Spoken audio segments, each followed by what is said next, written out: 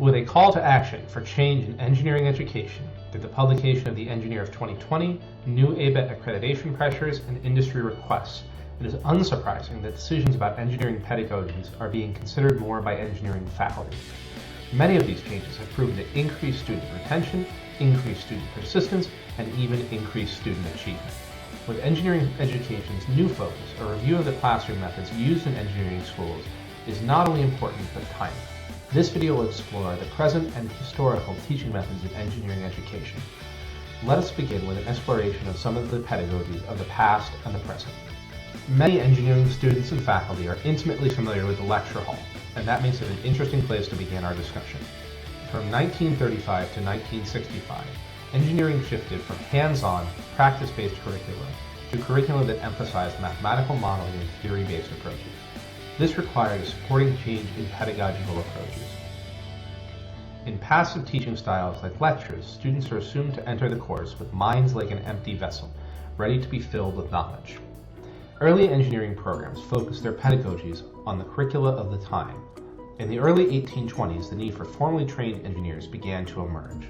Most instruction in these early engineering departments and technical schools placed great emphasis upon practicality and active approaches to teaching and instruction.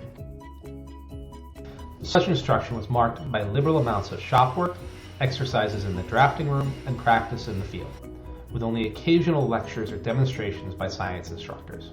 These active pedagogies were introduced under strong pressure from practicing engineers. They found graduates of more classroom-based colleges ill-equipped to handle the routine problems of industry. These practicing engineers put considerable pressure upon the schools to define their curricula and methods to meet the demands of the real world. By the close of the century, their impact was reflected in changes by schools, providing shop training for early generations of formally trained engineers, alongside courses of scientific principles. The efforts of engineering educators to meet the demands of their profession, academic status, and employers of engineers have been an ongoing theme during engineering education. Indeed, finding an effective teaching approach to support industry shifts has remained a focus and concern throughout engineering's history. By the end of the 19th century, schools lagged considerably behind the rapidly changing needs of the science-based industries. Even in larger institutions like Yale, Michigan, Wisconsin, MIT, and Purdue, where adequate shop facilities were available for training in real-world techniques, the equipment quickly became obsolete with advances in industry. In the modern classroom, many new approaches have attempted to bridge the gap between active and passive pedagogies in support of an approach to engineering education that reassesses the balance between student learning in theory and in practice. Modern design-based learning began to gain traction in engineering schools in the 1980s, and since then, such activities have continued to grow in focus. This method is grounded in classical approaches to education that create student-centered and effective ways of growing students' knowledge and capabilities. Design learning has proven to be effective in teaching skills valued by employers, including team-based work, understanding of customer needs, and concept generation. Design is about problem solving. Design education is learning how to apply practical methods, prior knowledge, and theoretical information to solve new problems. ABET criteria acknowledge design skills as a foundational engineering ability, and design-based teaching methods have many ties to Dewey's goals of linking experience with reflection and linking understanding with doing. Design learning in the modern iteration is not an entirely new concept. It shares many ties with earlier approaches to engineering education that have tied together the practical and the theoretical in a hands-on way. Instruction in the laboratory has a long history in engineering education. Applying science requires knowledge of both theory and hands-on practice.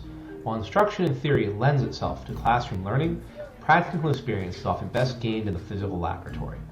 Laboratory experimentation and work was initially fueled by the Industrial Revolution and the Morrill Land Grant Act of 1862. Institutions developed curricula that placed heavy emphasis on laboratory instruction and taught a new generation of young engineers how to design and build everything from turbines to railroads and canals to. As we continue into the 21st century, it becomes increasingly clear that the current educational paradigm that guides the growth of engineering from kindergarten through doctoral programs is far from perfect.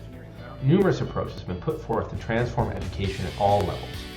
Many of these approaches are informed by the return of a philosophy more focused on efforts to transform students' process of inquiry and of matching the method of teaching to the material being taught. If we can link these various approaches together as expressions of the philosophy of experiential education, perhaps we can advance educational transformation. Furthermore, as we move further into the 21st century, it becomes increasingly clear that we must develop citizens who can actively participate in working more globally and toward creating a just and compassionate world. With a call to action for change in engineering education through the publication of the Engineer of 2020, new ABET accreditation pressures, and industry requests, many engineering schools have begun to take a hard look at their pedagogical choices. Such changes have been proven to increase retention, increase student persistence, and even increase student achievement. As the curriculum of engineering has shifted over the years, engineering pedagogies have changed with it. While it may be tempting to say that pedagogies have improved in the move from the machine shop, to the laboratory, to the lecture, and beyond, what is more vital is the importance that has long been shown when pedagogies and curricula are considered in support of one another rather than as separate entities. No pedagogy is inherently good or bad. Throughout history, a variety of pedagogies have been used in engineering education, while the pedagogies of engineering education have shifted along with the content as we continue to learn more about how students learn. It is important that classrooms continue to change with the content and focus for engineering education, but it is also important that we do not forget our past.